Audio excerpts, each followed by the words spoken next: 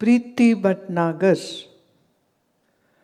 मृत्युंजय मंत्र और महामृत्युंजय मंत्र में क्या अंतर है?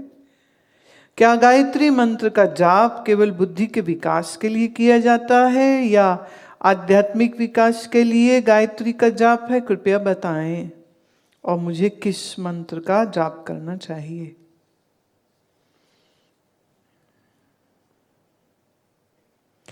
जिसमें बीज मंत्र साथ में लग जाए वो हो जाएगा महामृत्युंजय, जिसमें बीज मंत्र साथ ना लगे वो रहता है मृत्युंजय मंत्र।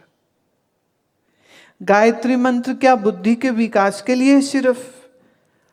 बिल्कुल। और सिर्फ बुद्धि का विकास तो आप ऐसे कह रहे हैं जैसे बुद्धि का विकसित होना जरूरी नहीं है। जब उन्नत और श्रेष्ठ बुद्धि होगी तब ही तो बात समझ आएगी, चाहे वो दुनिया की हो चाहे वो आध्यात्म की हो। खास करके योग और वेदांत की बात मूढ़ आदमी नहीं समझ सकता।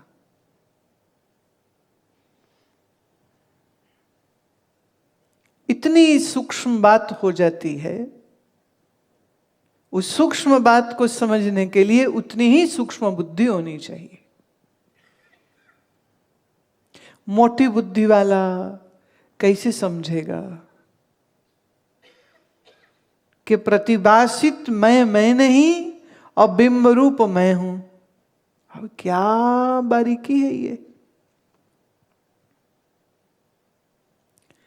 चेतन आभास चेतन नहीं है और आभास पूर्ण चेतन नहीं है।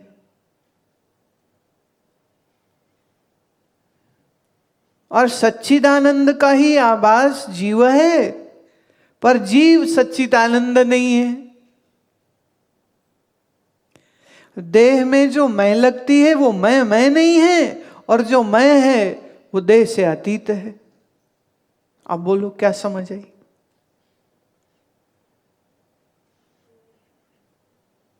निश्चित रूप से एक बहुत अच्छी बुद्धि की जरूरत है, वो ही समझ पाएगा। दूसरा कहेगा ये पता नहीं कौन सी पश्तो बोल रहा है।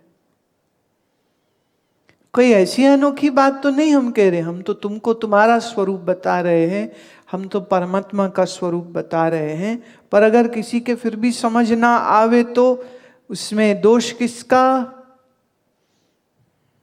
तो वेद वेदांत समझने के लिए एक बहुत अच्छी बुद्धि चाहिए, और जिसके पास बहुत अच्छी बुद्धि है एक्चुअल में संसार में भी वही सफल हो पाएगा।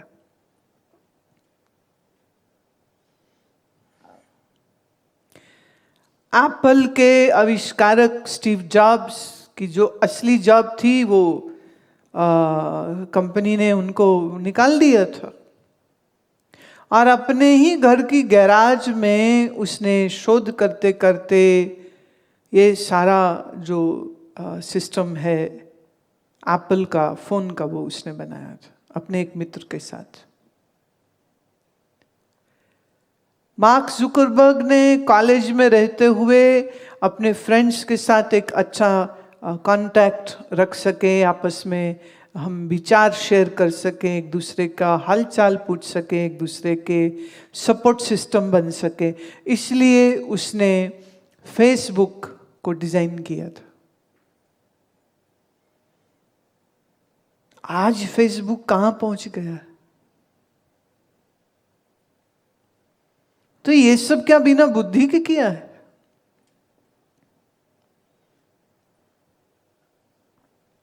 एक अच्छी बुद्धि थी ना जिससे ये एप्लीकेशंस बने, जिसको आज सब इस्तेमाल कर रहे हैं।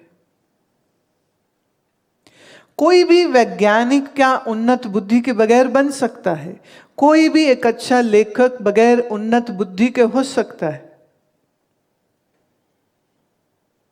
इसलिए हमारी बुद्धि अच्छी होनी ही चाहिए, और हमारे ऋषियों ने इस गायत्री मंत्र का उपयोग विशेष करके इसलिए कहा क्योंकि जो साउंड वाइब्रेशंस इस गायत्री मंत्र के साथ बनती हैं वह आपके मस्तिष्क का जो संरचना है एक तो उसके ऊपर प्रभावी होती है, और इस मंत्र की जो विद्युत तरंगें जब आप मंत्र बोलते हैं, bio electricity vibrations are formed. यही है जो आपके मस्तिष्क में चेंजेस लेके आते हैं। हमारे मस्तिष्क का बहुत सारा हिस्सा ऐसा है जिसकी प्रॉपर यूसेज करने के लिए इन ध्वनि तरंगों की बहुत आवश्यकता है। उदाहरण में देती हूं, जैसे पत्थरी को निकालने के लिए एक तो है कि पूरा पेट काटिए जहां पर है और फिर उसको निकालिए, और दूसरा जो है वो है दैट इज लिथोट्रिप्सी। लिथोट्रिप्सी क्या है? जिसमें ध्वनि तरंगों को उस पत्थरी की जगह पर डाला जाता है जिससे वो पत्थरी चूरा हो जाती है। ध्वनि तरंगों से ही काम हो रहा है, उसमें कोई चीरा फाड़ी की जरूरत नहीं। तो अगर साउंड वाइब्रेशन से पत्थरी को समाप्त किया जा सकता है। एक और मैं बताना चाहती हूं कि ये एक एक्सपेरिमेंट किया गया न्यूरोलॉजिकल हॉस्पिटल में, ये स्टेट्स में हुआ, जहां वाया दी एमआरआई मशीन जो मरीज कोमा में था उसको एक पर्टिकुलर म्यूजिक सुनाया, क्लासिकल म्यूजिक सुनाया गया, और उस क्लासिकल म्यूजिक को जब वो सुन रहा है, कोमा में गया हुआ मरीज जो बोल नहीं सकता है, तो उसके ब्रेन की मैपिंग की गई। तो जो हमारा ब्रेन में जो सेंटर है जहाँ संगीत का हम आनंद लेते हैं, that whole area was lighting up. ऐसे वो बोल नहीं सकता, ऐसे वो होश में नहीं है, लेकिन कान के जरिए जो संगीत उसको सुनाया गया उससे यह मालूम हुआ कि इस समय मरीज बहुत खुशी अनुभव कर रहा है। तो ये पर्टिकुलर ट्रीटमेंट जो है वो कुछ समय तक देते रहे, जिससे मरीज की रिकवरी हुई और वो कोमा से भी बाहर आया। आज बहुत कुछ विज्ञान समझने की कोशिश कर रहा है, और बहुत सी चीज़ों को जो आज तक कभी लिया नहीं गया तो वो उसको भी ले रहे हैं कि ऐसे कैसे संभव है। आइए, ये उस न्यूरोलॉजिस्ट का एक कहिए उसकी बुद्धि का ही चमत्कार है ना कि उसने ये माध्यम चुना, क्योंकि ट्रेडिशनली तो ऐसे इलाज नहीं होता है पेशेंट का, पर इसमें किया गया।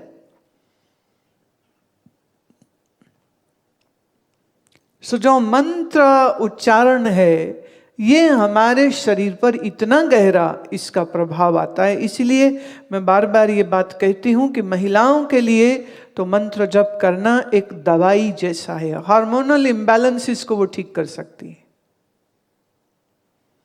प्रणव की ध्वनि ऐसा अगर कोई खाली कमरा रखा जाए जहां उनकी आवाज दीवार से टकरा के वापिस उन तक पहुंचे, रेवरबरेट करे, वापिस तरंगे उन तक आए, ओम की उच्च ध्वनि करना, इससे संभव है कि उनका जो हार्मोनल साइकिल है वो ठीक चले। महिलाओं को खास करके, तो पुरुषों के लिए भी जरूरी है, ये जो भारत में तिलक धारण करने की परंपरा है, अभी वो कहते जी ये तो हिंदू करते हैं, हम तो हिंदू नहीं हैं, हम इसे क्यों करें। पर भाई, तिलक धारण करना एक विज्ञान है। चंदन का तिलक बनाइए और उसको अपने भ्रू मध्य में लगाइए। अगर उसमें थोड़ा कपूर मिला हो तो और अच्छा, अगर असली चंदन हो तो बहुत बढ़िया। अब ये जो चंदन ज्यों ज्यों सूखेगा, आपके इस भ्रू मध्य स्थान पर एक ऐंठन, एक खिंचाव आएगा, और ये मदद करेगा आप यहाँ त्राटक कर सकें, आपका ध्यान वहाँ बना रहे। तो तिलक धारण नहीं करे कोई तो उसका ये कभी हो नहीं सकता, ऐसा मैं नहीं कह रही हूँ। पर अगर वो तिलक धारण करता है तो आपकी जो फिजिकल एनर्जीज हैं दे विल गेट फोकस्ड और वो आपके उत्थान में बहुत मदद कर सकती। तो तिलक अवश्यमेव करे तो सुझाव है, अच्छा है।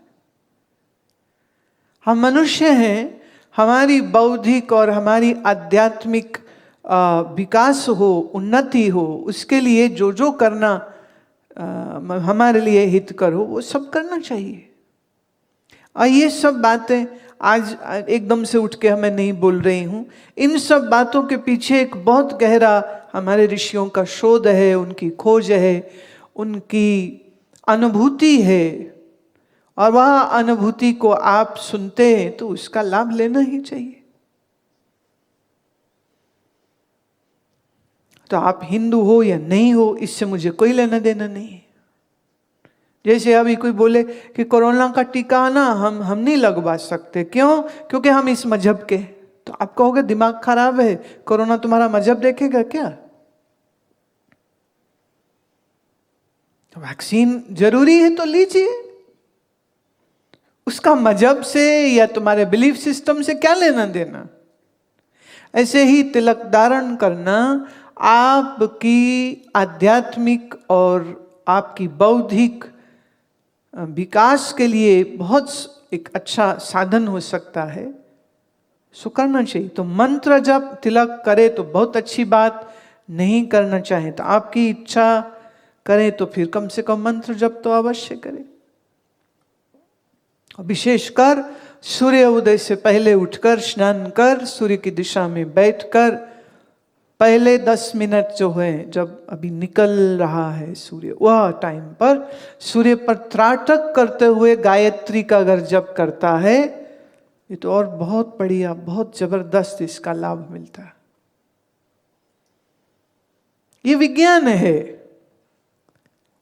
विज्ञान किसको कहते हैं? Wherever there is a system which has been used and has been proved by hundreds of people or few thousand people, and they have all come to one same conclusion, same result, that is called science.